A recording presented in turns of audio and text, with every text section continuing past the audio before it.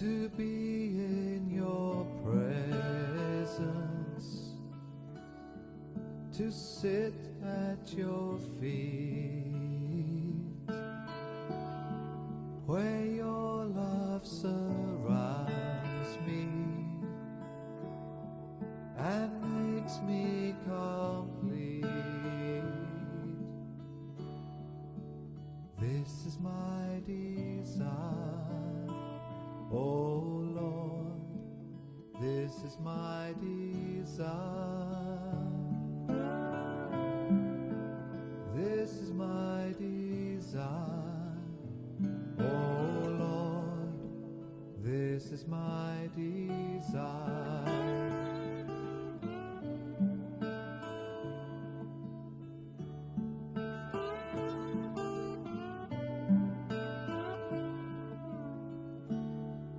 To rest in your presence, not rushing away, to cherish each moment. Here I would stay. This is my desire, oh Lord, this is my desire.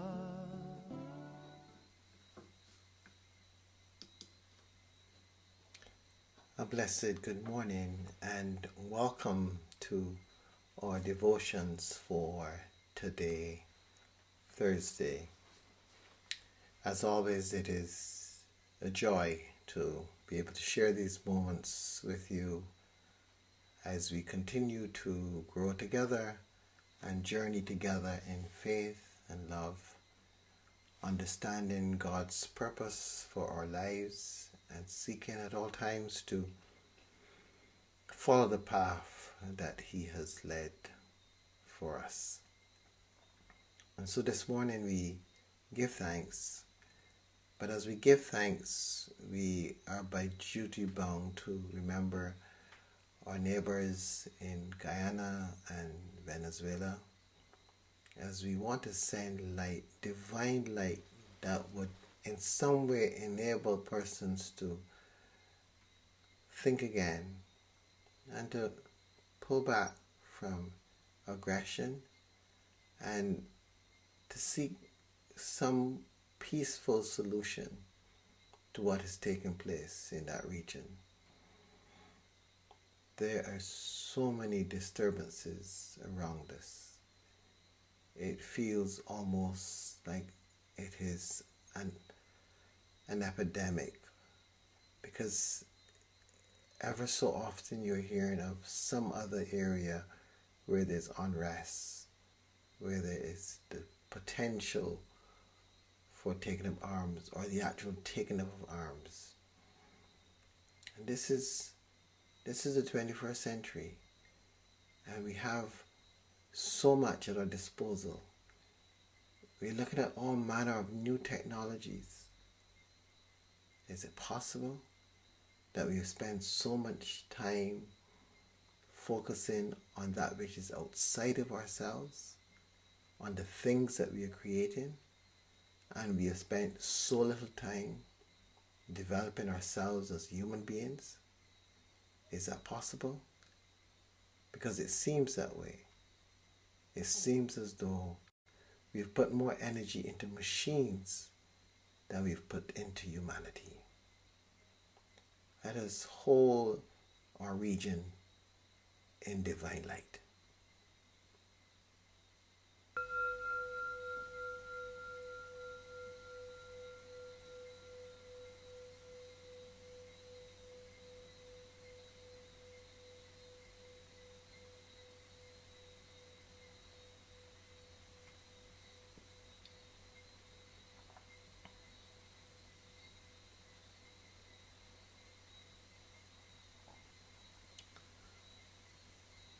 We come from a place of peace.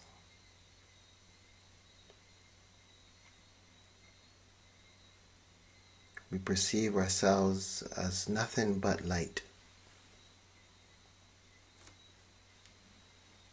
we remember the Savior's words, "You are the light of the world." And this morning, I ask you to join me in being nothing but light.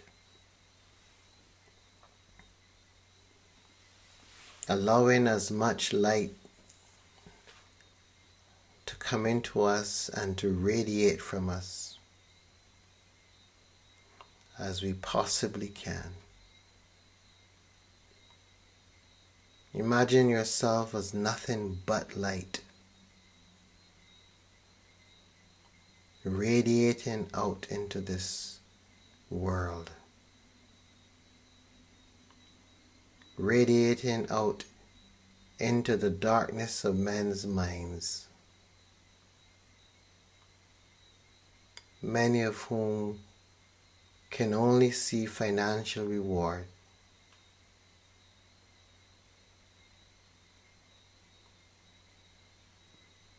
And nothing else.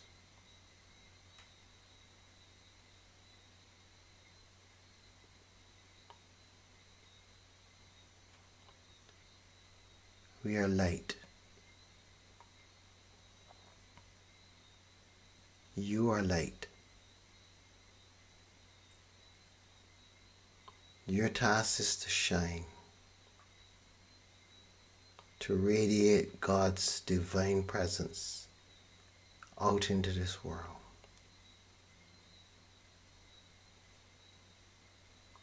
To see what hinders you from being the full light that you are, and to work to remove it.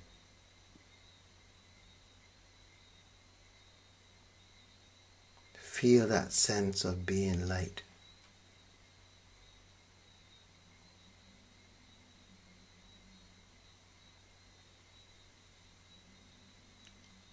See those with whom you engage and see to what degree your light brings light to them.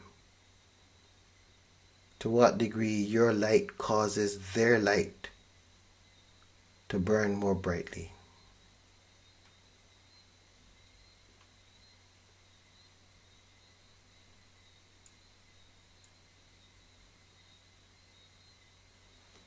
This is who we are.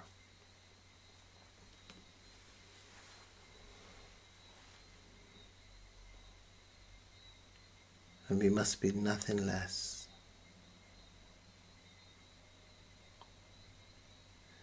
We must spend our days clearing the path of light, that coming in and that going out.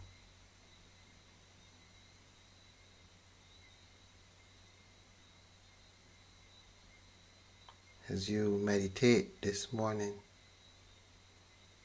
just feel that sense of being nothing but light.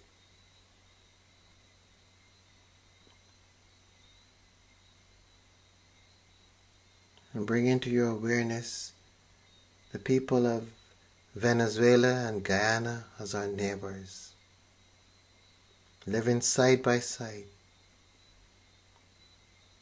And allow your light to encompass those two nations. All of us together. Nothing can stop God.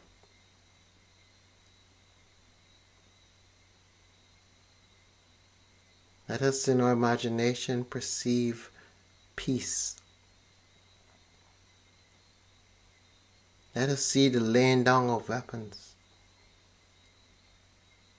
And let us see an amicable settlement. Let us see renewed understanding and renewed love. Let us perceive leaders embracing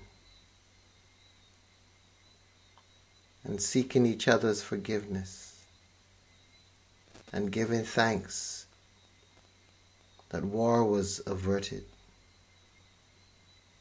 that no lives were lost,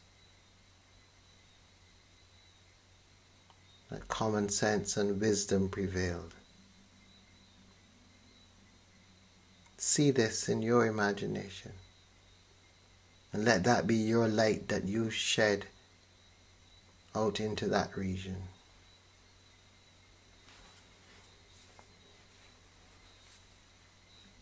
We can make a difference.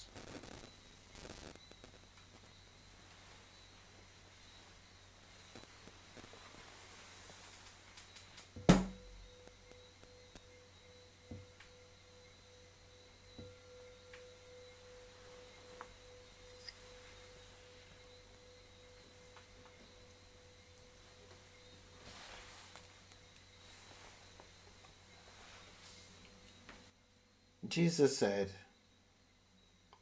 "Listen to another parable. There was a landowner who planted a vineyard, put a fence around it, dug a winepress in it, and built a watchtower. Then he leased it to tenants and went to another country. When the harvest time had come, he sent his slaves to the tenants to collect his produce. But the tenants seized his slaves and beat one, killed another, and stoned another. Again he sent other slaves, more than the first, and they treated them in the same way. Finally, he sent his son to them, saying, 'They will respect my son.' But when the tenants saw the son, they said to themselves, 'This is the heir. Come, let us kill him and get his inheritance.' So they seized him, threw him out of the vineyard, and killed him. Now when the owner of the vineyard comes, what will he do to those tenants?" They said to him, "He will put those wretches to a miserable death and lease the vineyard to other tenants who will give him the produce at the harvest time."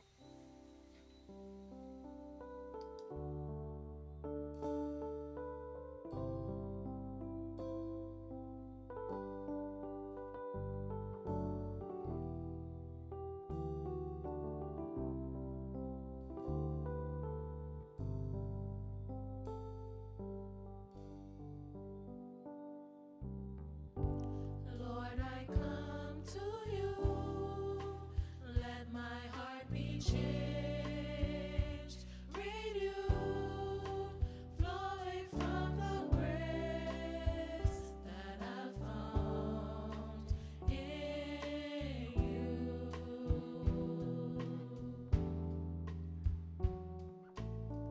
And Lord, I've come to know the weaknesses I see in me will be stripped away by the power of your love.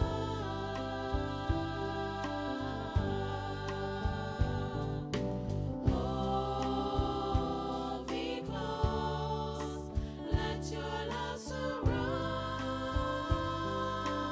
me.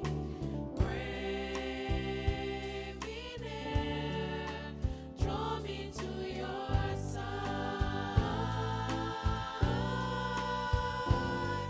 And as I wait, I'll rise up like the eagle, and I will soar with you. Your spirit leads me on by the power of your love.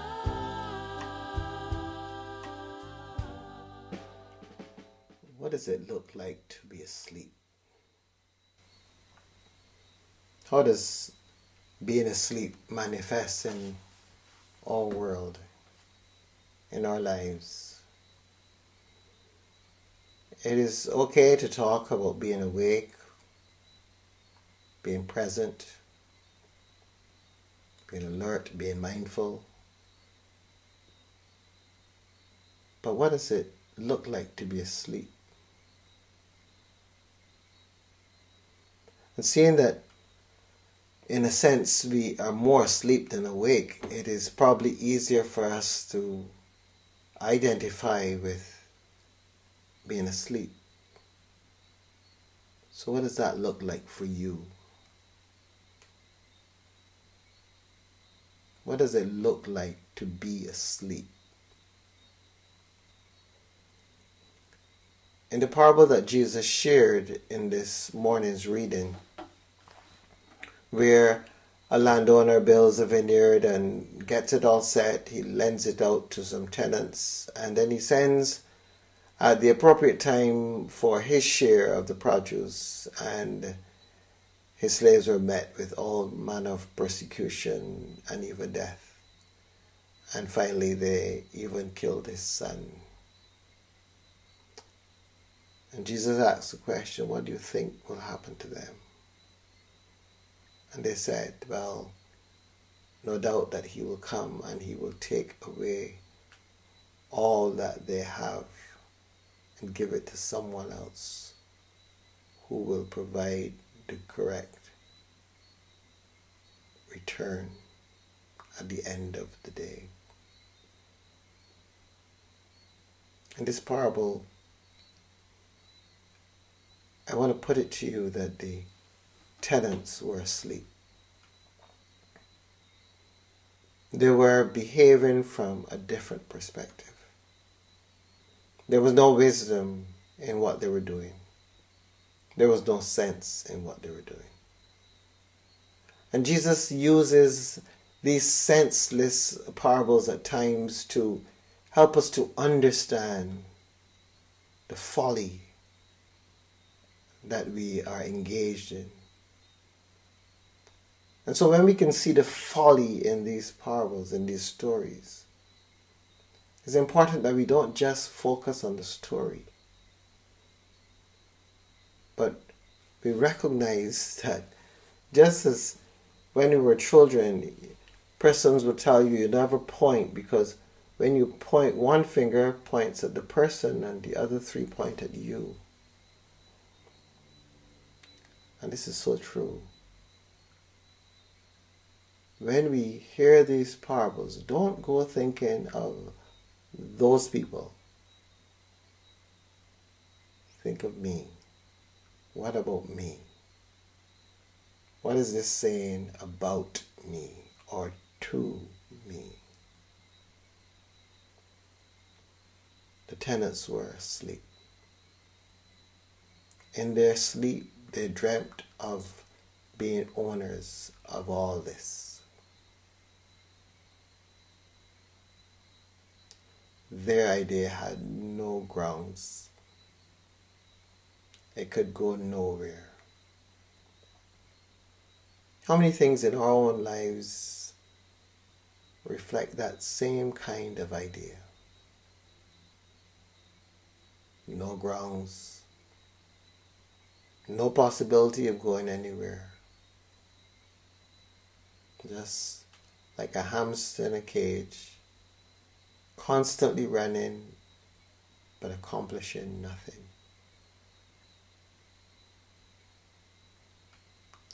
How asleep are we?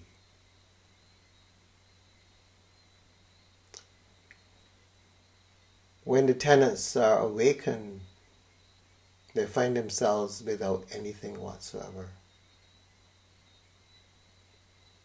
All their labor, all their skiving has gone to nothing. How asleep are you? In what areas of your life are you asleep? Are you doing the same thing and expecting different results? How asleep are you? Unfortunately, there's a comfort in being asleep.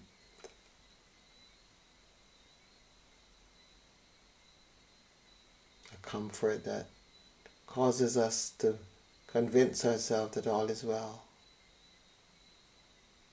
and we are okay.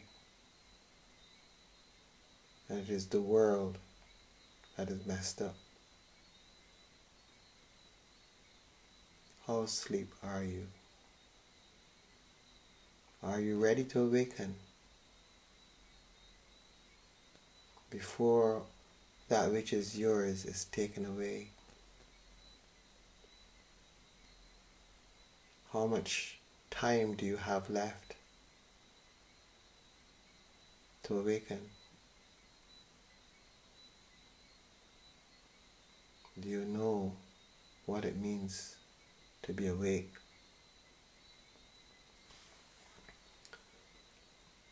We know not the day nor the hour, because we know not the day nor the hour. It is important for us to be awake. Because if we are not awake, then the day and the hour will pass and we will be no wiser because we were sleeping during the process. And when we awaken, it will be too late. Watch, therefore. Keep awake. Be present. Be mindful.